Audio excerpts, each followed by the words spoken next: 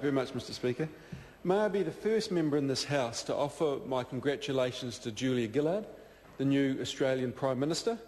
I understand she won the vote, and well done to Julia. I understand she... Kevin Rudd stood down and Julia put it forward.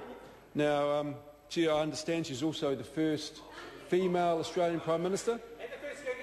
And it won't be the last. So congratulations to Julia. Now, I must admit, Mr. Speaker, I tend to agree with John Hayes in the sense that New Zealanders, well, the countries around the world must concentrate on their areas of competency. Having said that, and this is sort of true free market policy, and as we know, Michael Porter came out about 20 years ago to New Zealand and suggested such, but I also take on board Dr. Kennedy Graham's comments. And also I think my colleague Grant Robinson and maybe even Marianne Street mentioned this as well. We can't put trade in front of absolutely everything else. There are areas in which are of perhaps national interest or of great importance where it makes sense to have certain barriers in place to protect them. And if you have a look at the national interest documents in any free trade agreement, there are areas there that are protected because they are considered more important than a complete and open free trade agreement. I do find it slightly rich, Mr. Speaker, that the National Party is lecturing the House on economic policy, because the budget showed that their economic policy is actually outdated. It dates back to last century, and I think this is probably the only Western democracy that is following the economic philosophy of the Reagan and Thatcher years. I think they'll find the vast majority of philosophies, the Americans, the Brits, the Canadians, and certainly this Labour Party, is following a much more updated and relevant economic policy that puts money in the pockets of every New Zealanders and is all about sustainable economic growth. So whilst, like I said, I do tend to agree with John Hayes that this bill is by far the best for all New Zealanders. There are risks involved. We acknowledge the risk. We understand those risks. However, I am supporting this bill because I think it actually is in our national interest.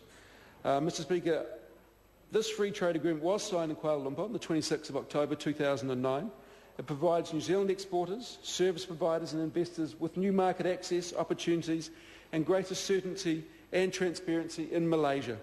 It builds significantly on the platform provided by the recently signed agreement establishing the ASEAN Australia-New Zealand Free Trade Area. Malaysia, as has been noted, is New Zealand's 8th largest export market, currently more important to New Zealand than, for example, Germany, India or Canada. And as has been mentioned in this House during this debate, it just reinforces the fact that our traditional trading markets of Europe have now been replaced by the more dynamic and closer sort of Asian economic bloc. The commercial significance of the FTA is underlined by the robust and growing trade relationship between New Zealand and Malaysia. And for an example, between 2004 and 2008, New Zealand's goods to Malaysia grew by over 80%, more than double the rate of New Zealand's export growth to the world over the same period. And in 2008, New Zealand's exports were worth almost $1 billion. Not insignificant by any stretch of the imagination. New Zealand's service exports to Malaysia have continued to grow in a range of sectors, including private education, which we talked about. They provide, I think, the highest numbers of PhD students to our universities, overseas PhD students, information and computer technology and engineering.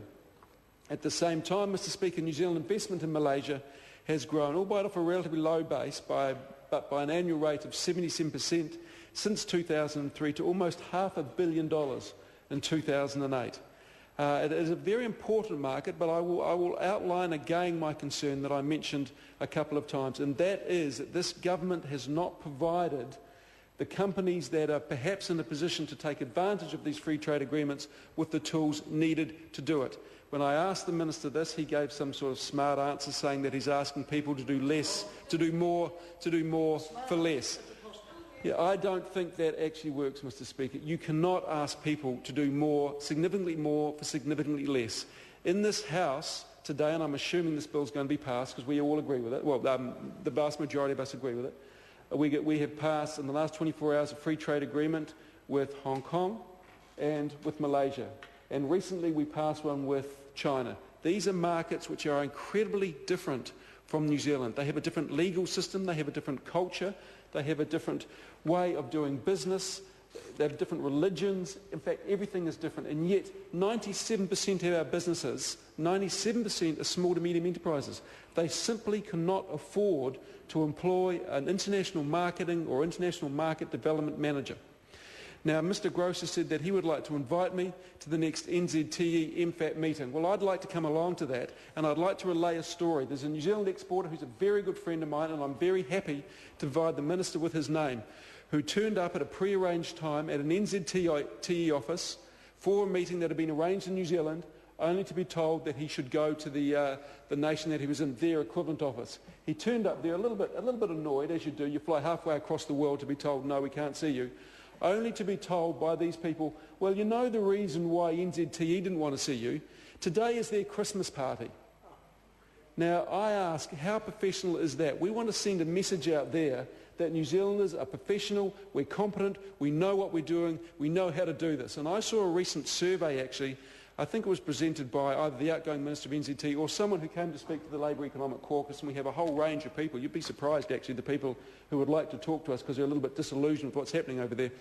And the perceptions of New Zealand business people are overseas are that we're unprofessional, and we don't quite know what we're doing. We're a little bit lax, this old number 8 wire mentality. All we have to do is turn up, hand out a couple of All Black jerseys, give a couple of bottles of wine, maybe a bottle of Manuka honey, and the deal's done. And then we sit down and we get pissed with them.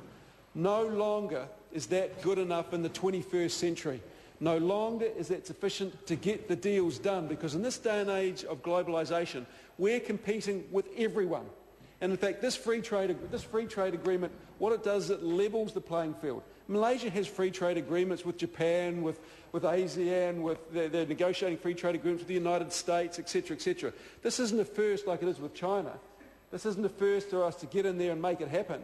This is just levelling the playing field. And we need to be incredibly professional and diligent in the way we handle our international business. And quite frankly, having a New Zealand exporter turn up to an NZTE office to be told, no, we can't see you because it's our Christmas party, just reinforces the stereotypes that a lot of overseas business people have of New Zealanders, and it has to change. It has got to change if we're going to take advantage of these free trade agreements, Mr Speaker. And that is why I have great concern that this government has actually cut over $100 million from NZTE's budget over 4 years. $100 million. Absolutely. And that is not about doing more with less. That is about cutting services. That is about cutting essential services at a time when we're looking to develop markets into a whole new region. This is not about doing business with Australia or doing business with the UK, where rugby dues and sport are part of the local vernacular. This is about getting there and proving that New Zealand businesses are the most professional and can do the deals. And cutting $100 million from NZTE is not the way to do that. So I'd love to come to one of these meetings, Mr Grosser, and I'd love to relay that story, and I would love to see...